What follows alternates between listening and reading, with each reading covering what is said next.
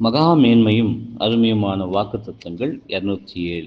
நம்முடைய பாவங்களை நாம் அறிக்கையிட்டால் பாவங்களை நமக்கு மன்னித்து எல்லா அநியாயத்தையும் நீக்கி நம்மை சுத்திகரிப்பதற்கு அவர் உண்மையும் நீதியும் உள்ளவராயிருக்கிறார். 1 யோவான் 1:9.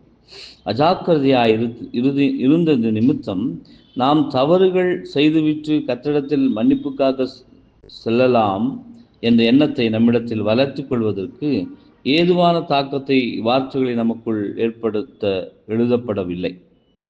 இதற்கு மாறாக தெய்வீக கிருபை மற்றும் மன்னிப்பதற்கான இந்த வாக்குறுதிகளை பாவத்தை தவிர்ப்பதற்கு ஏதுவான ஜாக்கிரதை உணர்வை நமக்குள் ஏற்படுத்தக்கூடிய உத்வேகத்தை நமது இருதயத்தில் உருவாக்க எழுதப்பட்டுள்ளது. மேலும் மனதளவில் கர்த்தரோடு மிகவும் நெருங்கி இதன் மூலம் அவருடன் தொடர்ந்து ஐக்கியம் கொள்ளவும் நம்முடைய குற்றங்களை அறிக்கையிட்டு அவருடைய மன்னிப்பை நாடும்போது நாம் நம்முடைய மாம்சத்தின் அபூர்ண தன்மைகளை இன்னுமாக ஒப்புக்கொள்ள வேண்டியதாக இருந்தாலும் நம்முடைய பயணத்தின் முடிவு வரையிலும் பாவத்திலிருந்து சுத்திகரிக்கப்பட்டவர்களாய் நாம் தொடர்வதற்குமே தெய்வீக கிருபையின் இந்த நிச்சயம் மன்னிப்பதற்கான விருப்பம் உள்ளது என்பதே.